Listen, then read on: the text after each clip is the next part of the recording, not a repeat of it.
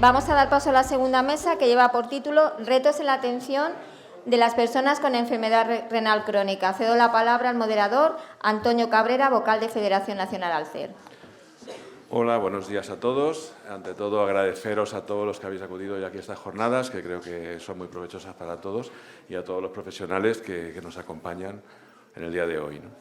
Bueno, esta es una mesa que me hace especial ilusión, pues es un tema que, bueno, yo estoy muy vinculado con las enfermedades minoritarias, renales y con las enfermedades infantiles, renales, y con lo cual pues me hace especial ilusión, ¿no? Creo que es muy importante lo que se van a hablar hoy aquí,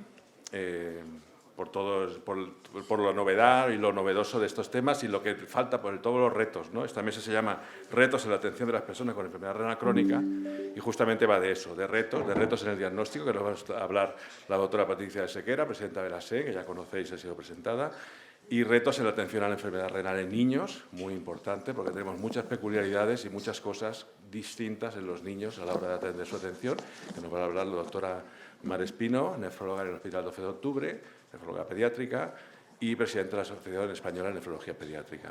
Sin más, porque vamos bastante justos de tiempo, si os pediré que nos intentemos ceñirnos a los 10 minutitos cada uno para que haya un poquito de tiempo para las preguntas y nada, agradeceros muchísimo vuestra ponencia.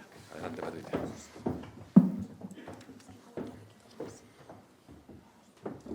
Bueno, muchas gracias, Antonio, por la presentación y sin más os voy a contar uno que va a ser uno de los proyectos más importantes que vamos a llevar a cabo, que de hecho ya vamos a empezar con él en la Sociedad Española de Nefrología, perdón, me he pasado, que es el estudio GenSen, que viene de Gen, perdona. Ah, que tengo ahí la presentación, genial, gracias. Bueno, pues la voy mirando aquí, así no tengo que andar con la cabeza. Bueno, el estudio GenSen, que las siglas son de genética y de SEN, de Sociedad Española de Nefrología. Bueno, ya sabéis todos que la enfermedad renal crónica es un problema de salud global con una prevalencia en España que oscila entre un 10 y un 15% y como veis en este metaanálisis Europa está ahí en el 13%, en enfermedad renal crónica estadios 3-5. Ya sabéis todos que según el informe del Global Burden of Disease, que es un informe importante porque analiza diferentes enfermedades y además lo hace por países, pues en un análisis que hicimos desde la sociedad observamos que en la década del 2006 al 2016, como podéis ver, la segunda enfermedad que más creció después del Alzheimer fue precisamente la enfermedad renal crónica. Y si no hacemos nada para detener esta epidemia que llamamos silenciosa de enfermedad renal crónica, pues la enfermedad renal crónica se convertirá en el año 2100 en la primera causa de muerte, de nuevo detrás del Alzheimer, que no aparece en la gráfica porque distorsionaba mucho los datos. Conocemos muy bien el número de pacientes o de personas que están en tratamiento renal sustitutivo con hemodiálisis o con trasplante o con diálisis peritoneal, y estos son los datos del registro de enfermos renales, que sabéis que tenemos la obligación de incluir a todos los pacientes que entran en estos tratamientos, y se presentaron en nuestro congreso. Hubo 65.740 personas en tratamiento renal sustitutivo en el año 2021. Lo conocemos bien y sabemos que estos son datos de incidencia, cómo entran los pacientes en tratamiento renal sustitutivo. A mí me gusta presentarlo más en forma de queso porque creo que se ve mejor. Vemos cómo el 79%, la mayoría de los pacientes, entran en hemodiálisis, un 17% en diálisis peritoneal y solo un 4,5% en trasplante, pero es el trasplante que viene antes de la diálisis, es decir, el trasplante anticipado. Estos son los datos de la prevalencia. Destacar que es una prevalencia creciente, como venimos diciendo todos estos años, que solo disminuyó con motivo de la COVID-19 en el año 2020. Y de nuevo, si analizamos los datos, que me gusta mucho más en diagrama de sectores, pues aquí vemos que hay más verde, color esperanza, porque más de la mitad de los pacientes en tratamiento renal sustitutivo están en trasplante. Pero bueno, desconocemos qué es lo que falta, qué es lo que hay detrás, ¿no? Porque el paciente normalmente no entra directamente en tratamiento renal sustitutivo. Primero tiene una enfermedad renal crónica estadio 1, 2, 3, 4, ¿no? Y bueno, pues esto, como veis, de 65.740 personas, haciendo un cálculo entre un 10 y un 15% de la población, pues son de 4 a 6 millones de españoles que tienen enfermedad renal crónica. Y esta enfermedad además es una enfermedad frecuente, dañina, tratable y oculta. Y aquí ponemos la primera interrogación, la primera ignorancia que tenemos todos, ¿no? La sociedad, los nefrólogos, todos. Y aquí están los datos del tema al que me voy a referir, que es la causa por la que los pacientes, las personas, entran en tratamiento renal sustitutivo. Estos son también los datos del 2021 y, como veis, la primera causa es la diabetes. Parece que ha bajado un poquito con respecto al año previo, pero en segundo lugar, y es algo que debemos de mirar y debemos de corregir, está precisamente lo que llamamos la etiología no filiada, o quiere decir que es de causa desconocida o idiopática, que, bueno, pues, que no sabemos la causa de enfermedad renal en este porcentaje tan elevado de pacientes. 1.276 pacientes entraron en programa de tratamiento renal sustitutivo y que los nefrólogos no supimos decir por qué ese paciente entraba en tratamiento renal sustitutivo. El segundo gran interrogante con la enfermedad renal. Esto quiere decir que en España 2 de cada 10 personas que entran en tratamiento renal sustitutivo, más o menos, desconocemos la causa de por qué han llegado a esta situación. Y bueno, no es que en España estemos mal, porque hay otras zonas donde están peor y cuando analizamos los datos europeos, pues llegan a ser hasta 3 personas las que de cada 10 que no se sabe la causa, un 28% en concreto. Estos son datos del registro de la europeo del año 2018, un 27% de causa desconocida. Y bueno, si nos vamos a los datos del registro americano, tengo los del 2017, pues vemos que esto baja un 14%, si bien, como podéis ver, casi la mitad de las personas que entran en tratamiento renal sustitutivo en Estados Unidos es por la diabetes, ¿no? Algo tremendo, una epidemia de diabetes impresionante. Y aquí tenemos las prevalencias estimadas en España de nefropatías que podemos llamar hereditarias. Y fijaros, yo os voy a poner ahora en amarillo todas las que son enfermedades raras, porque según la OMS, una enfermedad rara es una enfermedad que afecta a menos de un 5 de cada 10.000 habitantes. Y bueno, pues como veis, la mayoría de estas enfermedades, nefropatías hereditarias, son enfermedades raras.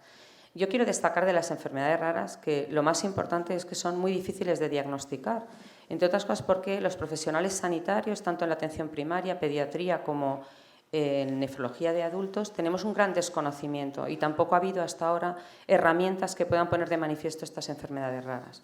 Es bastante frustrante, tanto para el médico que atiende al paciente, que entra en diálisis de forma inexorable sin que podamos hacer nada, pero lo es mucho más para el paciente o la familia del paciente que padece esta enfermedad. Así que con estas premisas y esto que os estoy contando, pues hemos puesto en marcha un proyecto para intentar resolver esta deficiencia tan grande que hay, que 2 de cada 10 pacientes entren en tratamiento renal sustitutivo sin una causa clara. Es un proyecto de la Sociedad Española de Nefrología. En el momento actual colaboran Alexion y Chiesi. Yo estoy segura de que muchas más empresas e instituciones van a colaborar con él. Están, bueno, pues todavía pensando si pueden o no pueden colaborar y de qué forma lo harán. Y desde luego la sociedad se presentará a cualquier proyecto competitivo a nivel estatal o incluso europeo para poder conseguir los fondos suficientes para que la mayoría de los pacientes puedan estudiarse en este sentido, no quede ningún paciente. En esto no va a haber honorarios ni para los investigadores ni para nadie, pagaremos una pequeña cantidad que está muy ajustada a los que nos van a hacer el estudio genético y queremos destinar todo el dinero para poder abarcar a cuantos más pacientes, pues mejor. Entonces, la hipótesis es que hay un alto porcentaje de pacientes que tienen una enfermedad renal crónica sin causa, como os he mostrado, y que es probable que muchos de estos pacientes tengan una enfermedad hereditaria que no hemos sido capaces de diagnosticar previamente. Y nuestro objetivo es reducir. Yo me conformo con que ese 18% baje al 15%, pero bueno, me gustaría que bajara aún mucho más, ¿no? En cuanto a los material y métodos, los pacientes que vamos a incluir son pacientes que han entrado en programa de tratamiento renal sustitutivo, han llegado a la enfermedad renal crónica avanzada antes de los 45 años sin una causa clara. Bueno, pues enfermedad renal crónica avanzada definido como el estadio 5 de enfermedad renal, que es que tengan un filtrado menor de 15 cuando iniciaron en esta situación, que necesiten también tratamiento renal sustitutivo, diálisis o trasplante y que, por supuesto, firmen el consentimiento informado.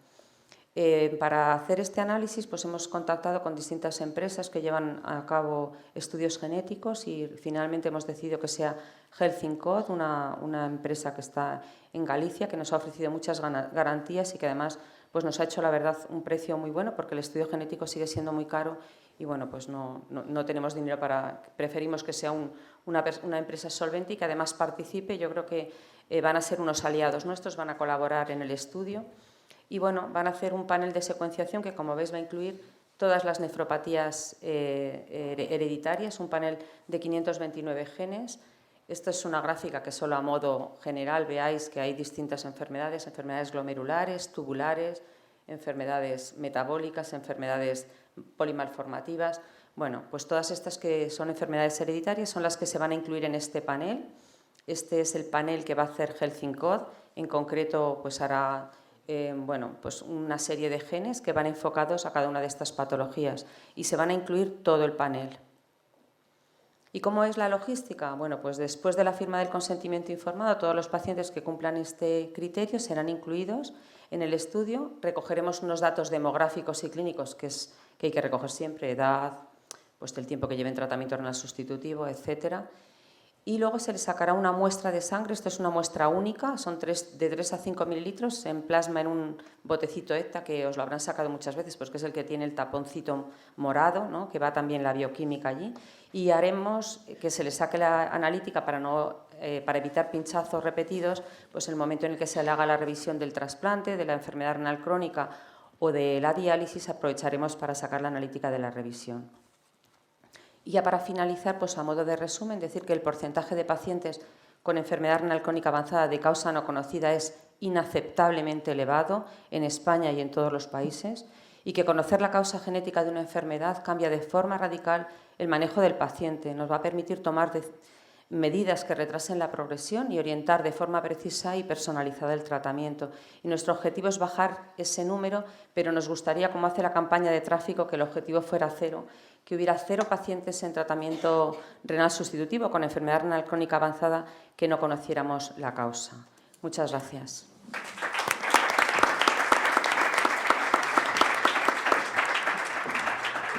Muchísimas gracias, Patricia, por la exposición muy interesante. Sí, Mar, adelante. Gracias. Bueno, muchas gracias por invitarme a estas jornadas y especialmente quiero agradecerle a Antonio Cabrera, que sé que está haciendo un gran esfuerzo por hacernos un huequecito dentro de la asociación. Y bueno, pues voy a empezar por comentaros, sé que muchos aquí sois pacientes y algunos habréis empezado pacientes en edad adulta ya, pero os quiero comentar un poquito lo que es la enfermedad renal crónica en el niño, ¿no? Entonces, tenemos algunos niños que ya podríamos decir intraútero que pensamos que tienen una enfermedad renal crónica, ¿no? A pesar de eso, tenemos una serie de hándicap y problemas. Quizá el más importante es cómo definirlo y el marcador que tenemos, esa famosa creatinina. La creatinina para los niños nos acaba siendo un marcador muy inexacto y que no nos va a decir realmente cómo está la situación. Por eso, cuando nosotros definimos que un niño tiene una enfermedad renal crónica, tenemos 2 criterios. Uno, que tenga un daño estructural o que tenga una alteración funcional que dure más de 3 meses y puede tener o no tener descenso del filtrado glomerular. ¿Por qué? Porque cuando nosotros vemos la creatinina baja con el descenso del filtrado ya tenemos un 30% inferior ese aclaramiento de creatinina. Entonces, en los menores de 2 años la estimación del filtrado glomerular no va a ser útil y nos vamos a basar en los valores de una forma un poco inexacta. Tenemos un marcador que no está disponible en todos los centros, que es la cistatina, pero tampoco podemos decir que sea 100% fiable, ¿no?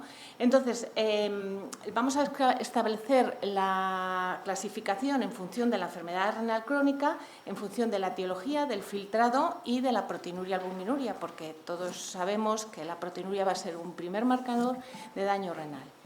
Entonces, pues con esto lo que os quería poner, estos niños igual pues todos tienen una creatinina de 0,2. ¿Qué pasa?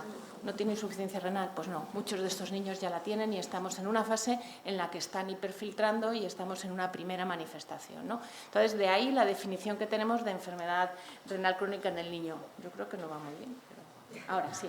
Entonces, dentro de la etiología, a diferencia de lo que sucede en el adulto, tenemos un porcentaje de pacientes en los que no sabemos la causa muy pequeño, ¿eh? Hasta hace un tiempo decíamos 50% estructural, malformaciones, infección urinaria. Ahora sabemos que de ese 50% hay otro 50% que está condicionado por una alteración genética, que es lo que el proyecto Sellen supongo que acabará descubriendo y que amablemente también nos han invitado a participar. Aunque es verdad que los niños, esto sí es una ventaja, la mayor parte de los niños con la posibilidad en la mayor parte de los centros hospitalarios de tener paneles genéticos los estamos diagnosticando. O sea, en estos 2 últimos años los pacientes que no teníamos catalogados tenemos muchos nuevos diagnósticos, ¿no? En segundo lugar tenemos las enfermedades hereditarias y quísticas, que ya hace tiempo que teníamos los diagnósticos por los paneles genéticos de centros que se habían especializado en ello, y especialmente en España, en el cual las tubulopatías con el doctor Rodrigo Soriano fueron pioneros en el mundo entero, ¿no? Pues había 5 centros en los cuales pues, había una plataforma en la cual se hacía de forma gratuita el estudio genético. Eso hacía que muchos de esos pacientes ya estuvieran diagnosticados. Y luego, en tercer lugar, la enfermedad glomerular, con lo cual tenemos muy pocos pacientes que no sepamos cuál es la causa. Eso no quita que tengan la enfermedad y que sea pues, una carga para toda la familia. Entonces, la incidencia real es desconocida, pero la incidencia real es conocida porque, como decía antes la doctora Sequeira, representa solo la punta del iceberg y está infradiagnosticado porque además en los niños es especialmente asintomático. En general, a un niño sano no habría por qué hacerle análisis de forma rutinaria. O sea, el niño pues, tiene que crecer y si todo va bien se hacen pocos controles. Con lo cual, cuando tú y yo a veces detectas, no es la primera vez que vemos un paciente que le diagnosticamos ya con 2 de creatinina y un filtrado de 40. ¿Por qué? Porque había corrido, había estado bien, hablábamos antes de la anemia. Es admirable cómo los niños toleran la anemia, o sea, te quedas sorprendido que vienen a veces con 4 de hemoglobina y ha estado haciendo vida normal y los padres eso pues no se han dado cuenta, ¿no? Entonces, bueno, lo que sí que es muy importante en pediatría es que la enfermedad renal crónica es ya per se, sea cual sea la causa, una enfermedad rara, porque es una enfermedad en la cual la incidencia pues, va a ser de 8 a 12 pacientes por millón de población pediátrica, con lo cual pues, estamos hablando de una enfermedad que muchos de los pediatras que están en centros de atención primaria a lo mejor pues, no tienen ningún paciente que tenga enfermedad renal crónica, ¿no? Y hablamos de pediatría, con cupos de 1.500 niños, ¿no? La prevalencia sucede lo mismo y los estudios de prevalencia el problema que tienen es que no tienen los mismos criterios de edad. Algunos van hasta los 15 años, otros van hasta los 18, ¿no? En España, en la Asociación Española de Nefrología Pediátrica, tenemos 2 registros, uno del paciente en enfermedad terminal en terapia renal sustitutiva y otro el paciente preterminal.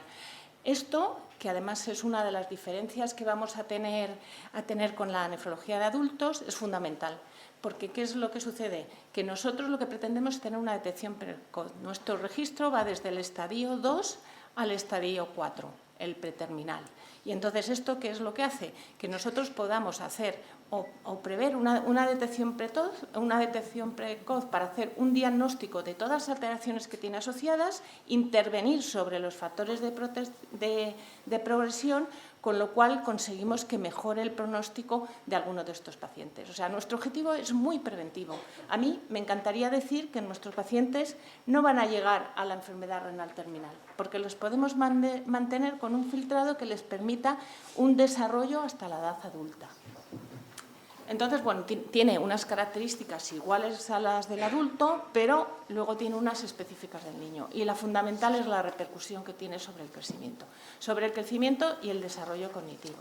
Los niños que no tienen un crecimiento adecuado durante el primer año de vida y un crecimiento que nosotros valoramos sobre todo por el perímetro craneal, van a tener un desarrollo neurológico afectado. Por eso, es uno de los marcadores que tú tienes para que el paciente entre en diálisis peritoneal en la enfermedad renal crónica del niño menor de 2 años, ¿no?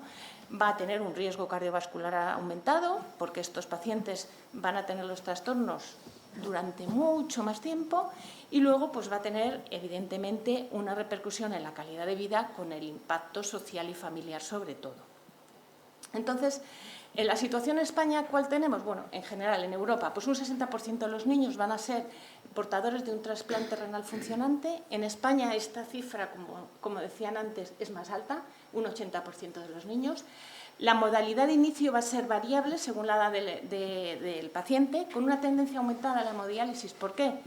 Pues porque estamos con el trasplante renal anticipado, que sería lo ideal, ¿no? Entonces, ahora mismo es verdad que se está haciendo menos diálisis peritoneal de entrada por ese motivo, porque entre que la familia hace el aprendizaje, situamos al niño, pues a veces tenemos la posibilidad de un donante vivo, ¿no? Y en España el trasplante renal fue el tratamiento de inicio casi en el 50% de los pacientes y luego, pues como os comentaba, un poquito más hemodiálisis y diálisis peritoneal para aquellos pacientes que no se pueden trasplantar, ¿no? El trasplante renal sería anticipado, sería de elección, va a mejorar 4 veces la supervivencia respecto a la diálisis y, bueno, pues hay que tener en cuenta que a pesar de eso vamos a seguir necesitando técnicas dialíticas en los niños, ¿no? El pronóstico, a pesar de la mejora de la supervivencia, va a tener una mortalidad 50 veces superior a la de un niño que no tenga ninguna enfermedad. Es verdad que la mortalidad infantil es muy baja, pero estos niños tenemos que estar encima de ellos. Y las principales causas de mortalidad son las enfermedades cardiovasculares y las infecciones. ¿Cuáles son los retos que vamos a tener? Bueno, esta es una imagen de un libro de una enfermera de diálisis pediátrica de hace mucho tiempo. El libro debe tener más de 30 años, ¿no?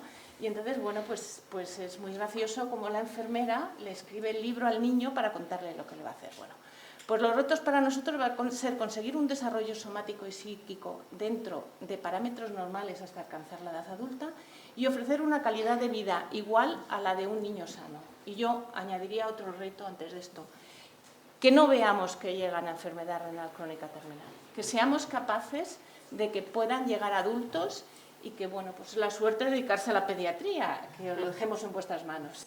Muchas gracias.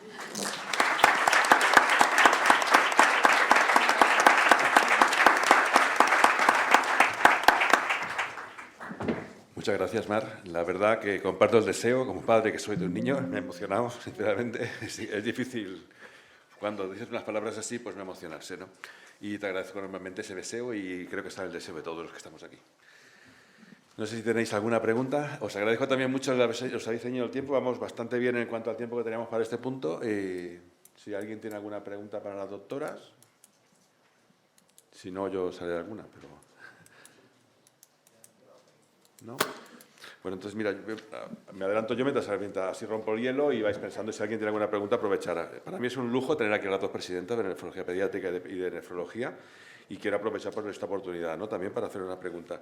Sobre el estudio Jensen, Patricia, me gustaría preguntar, entiendo que esto es una primera fase, que el objetivo es intentar primero saber las causas para intentar mejorar el diagnóstico y que estas personas sean diagnosticadas lo antes posible, ¿no? Me llegaba justamente ayer un dato de un estudio de AstraZeneca que había presentado la Sociedad Americana de Nefrología, decía que el infradiagnóstico del estadio 3 en Estados Unidos, Alemania, Francia, Japón, unos cuantos países, era superior al 60% y en algún país llegaba al 95%. O sea, es una cosa grandísima, ¿no? Entonces, creo que este estudio Jensen va muy en esa línea, ¿no? En mejorar ese diagnóstico. Pero, ¿cómo tenéis pensado hacerle la continuidad una vez que tengáis datos? Bueno, inicialmente hemos parido la idea y esto, bueno, pues surgió de una conversación con una persona de la industria que me ofreció hacer un trabajo de su patología concreta y yo le dije que a mí lo que me interesaba era todo. Y bueno, ahí hemos llegado y ya estamos en una fase en la que el mes que viene ya vamos a poder pedir a los que se han apuntado al estudio que nos manden la sangre. Entonces, inicialmente hemos hecho ya un barrido de cuántos hospitales se han apuntado, más de 50. Les hemos pedido a los investigadores de cada centro que nos digan cuántas personas cumplen los criterios de inclusión y con eso ya tenemos casi 2.000 personas que no tienen, que es lo que sale en el registro. O sea, que prácticamente todos los pacientes que están en tratamiento renal sustitutivo de causa desconocida que cumplen criterios se van a estudiar, ¿no? Y entonces ahora lo que haremos va a ser competitivo. A medida que se vayan llegando las muestras y nos vayamos gastando los dineros con los que contamos ahora mismo, pues iremos haciendo. Yo estoy segura de que vamos a poder hacerlo a más pacientes porque estoy segura de que vamos a tener presupuesto para incluir. ¿Cuál es nuestro objetivo? Ya no solo llegar a la enfermedad renal crónica estadio 5, hemodiálisis y trasplante y diálisis peritoneal, sino que esto cale en la administración. Y como bien ha comentado Mar, ellos tienen fácil el hacer un estudio genético a un niño, pero yo no le puedo pedir en mi hospital un estudio genético a un paciente que lleva 7 años en diálisis. No, y es muy complicado incluso. Entonces, la idea es que esto cale y que esto luego pues, sea una herramienta que nosotros podamos decir, hemos diagnosticado tantos pacientes. Esto siempre va a ser coste efectivo, vamos, si contamos con la calidad de vida del paciente ya estalla la coste efectividad, ¿no? Y que, bueno, y que se pueda hacer. Nosotros, si esto no lo hemos conseguido en la Administración, seguiremos e iremos bajando y si podemos ir al estadio 4, es decir, a la enfermedad renal crónica avanzada, genial. Pero el ideal, ¿dónde sería? Pues, como bien ha dicho Mar, que en el estadio 1 o 2, cuando te viene un paciente a la consulta, pues que dispongas de ese panel y le puedas diagnosticar para evitar que el paciente vaya a diálisis. Ese es nuestro objetivo. Y diréis, ¿y por qué empezáis con los que ya están en diálisis y solo los jóvenes? Bueno, pues porque es donde pensamos que vamos a encontrar un mayor porcentaje de diagnóstico desconocido para tener datos importantes y poder elevarlo a la Administración. El objetivo es dual. No solo diagnosticar a estos pacientes, sino que tengamos disponible la herramienta para un futuro. No sé si te contesto. Sí, me has contestado perfectamente. Pues ojalá tengáis mucho éxito porque es lo que queremos los pacientes y lo que necesitamos, ¿no? Mejorar mucho ese diagnóstico, ¿no? Antonio, yo tengo una pregunta. Quería, recogiendo el testigo de Marc que dice que dejan en manos de los adultos, que ojalá no estén nunca en tratamiento renal sustitutivo cuando los dejan en sus manos, ¿cómo veis la transición del niño o niña en unidades pediátricas a las unidades de adultos? ¿Se está haciendo en tiempo? ¿Tenéis los protocolos en marcha? Lo digo porque nosotros también tenemos un grupo de trabajo precisamente y vamos a hacer unas recomendaciones que hemos hecho conjuntamente con profesionales, psicólogos y queremos trabajar en esto para que se haga siempre de una manera adecuada y no traumática. Es algo que llevamos trabajando aproximadamente desde el año 2014, más o menos en los congresos ha sido un tema prioritario.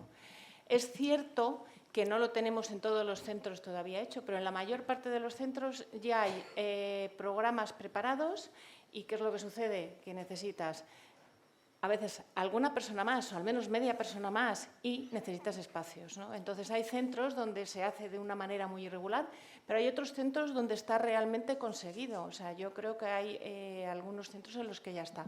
Pero desde luego es un objetivo prioritario de la Asociación Española de Nefrología Pediátrica y todos los años en los congresos hay alguna ponencia de experiencias. Hemos tenido alguna mesa en la que hemos participado con las unidades de transición de adultos.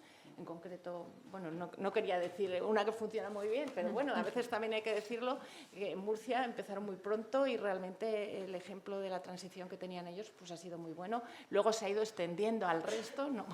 por no poner, a lo mejor lo hacemos peor aquí en Madrid, ¿no? Pero es verdad que se ha ido extendiendo al resto de España y yo creo que es una prioridad para todos, ¿eh? Los pediatras somos un poco padres y madres, ¿no?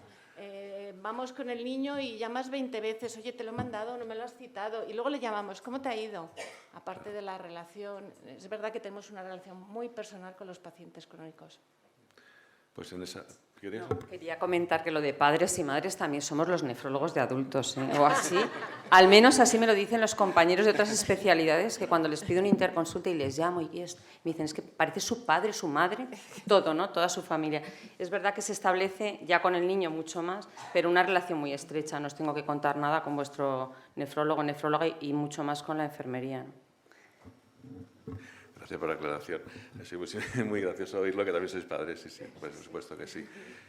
Pues en relación a eso, Mar, lo que te comentaba Daniel, hemos preparado dentro del grupo de trabajo de infancia y adolescencia, que tenemos varios miembros, estamos aquí, pues somos miembros de Junta Directiva, hemos preparado un documento de recomendaciones desde el punto de vista de los pacientes, como nuestra carta a los Reyes Magos en ese aspecto, ¿no? De cómo que consideramos que sería una transición ideal.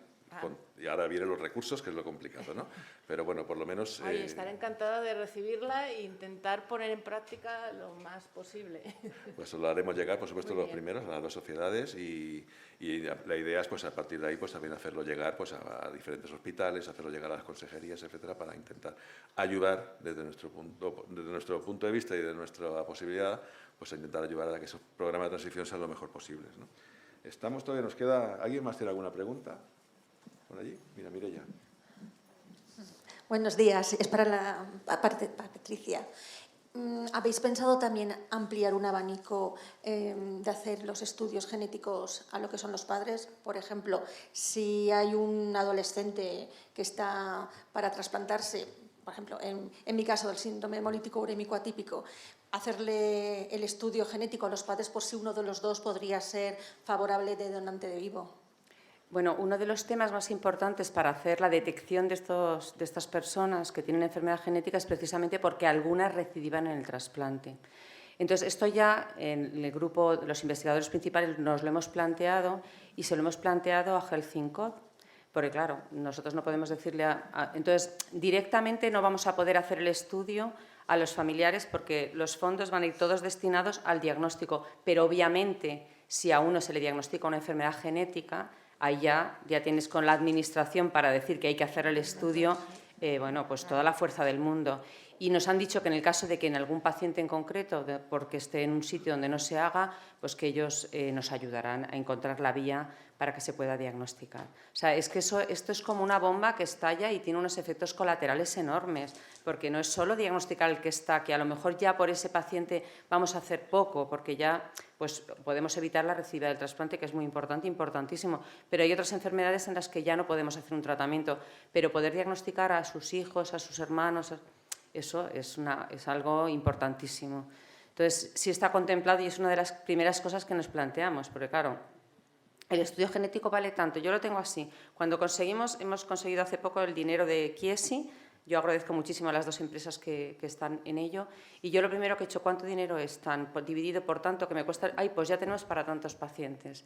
Entonces, claro, destinar a los familiares y no a los enfermos, que son a las personas con enfermedad renal, que es para los que va destinado el estudio, no podemos. Pero yo creo que no se va a quedar nadie sin diagnóstico, por lo que he dicho. ¿Quién no va? Si tú pones en una interconsulta, mandas a una unidad de genética familiar con esto, es que nadie te va a negar. O sea, el director médico te va a firmar esa solicitud, ¿no?, de interconsulta, como lo llamamos, de derivación a otro hospital sin ningún problema. Y si no, ahí estaréis vosotros. O sea, yo os llamaré y os diré, oye, que aquí tenemos tantos familiares que no se lo hacen. Entonces, entre todos, ¿no?, seguro que lo conseguimos. Gracias. Gracias a ti, Mireia. ¿Alguna pregunta más? Pues nos hemos pasado 2 minutos del tiempo, o sea que hemos hecho perfecto. Muchísimas gracias a los dos.